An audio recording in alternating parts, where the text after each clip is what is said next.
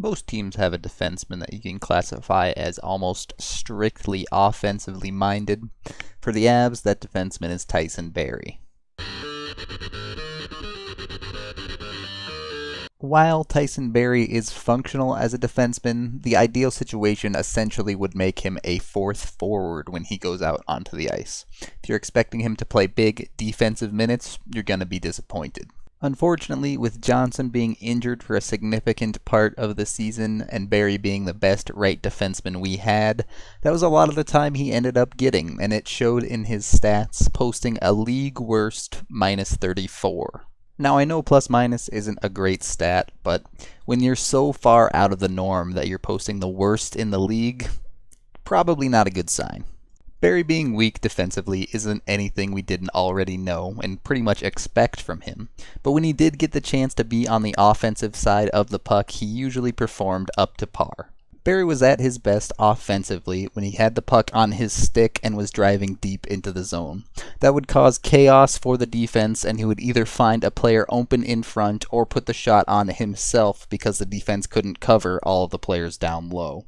Where he also helped the Avs was carrying the puck up through the neutral zone, something the Avs struggled mightily with this year. He was able to often get it at least through the neutral zone to the blue line instead of creating a turnover before they even had a chance to get onto offense. Coupling that with his ability to jump up into the rush and read when he had the opportunity to do so, it was easy to see that he could skate along with the top six of the Avalanche and create more chances for the forwards that were struggling to do so themselves. Where Barrie struggled most this season is where almost the entire Avalanche struggled most, the power play. Despite being the defenseman with the most power play time by a long shot, he scored just one power play goal, leading to the first season in 4 years that he scored less than 10 goals. That's mostly due to his abysmal shooting percentage at just 3.8%.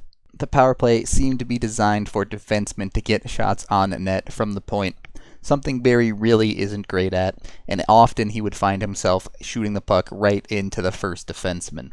Barrie did make up for his lack of goal scoring in other ways, though. Well over 60% of his 31 assists were primary, and that really showed how well he actually developed a connection to some of the forwards on the Avalanche team. Barrie was also one of the more consistent point producers for the Avalanche, as he never went more than 5 straight games without producing a point all season long. Granted, he did go 5 games 3 separate times during the season, but when you're comparing it to cold streaks like Duchesne's, that's really not that bad. On the season, Barrie scored 7 goals and 31 assists, good for 38 points. Third on the Avalanche as a whole. On the season, I'm going to give him a B-.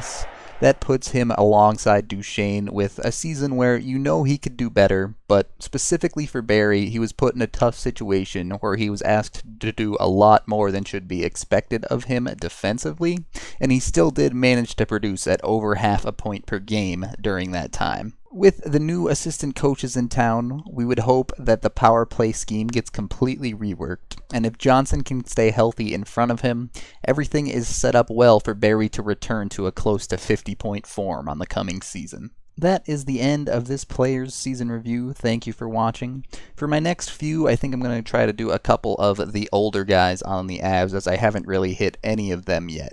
I'm Rudo3, and the Rookie Showcase is just 1 month away.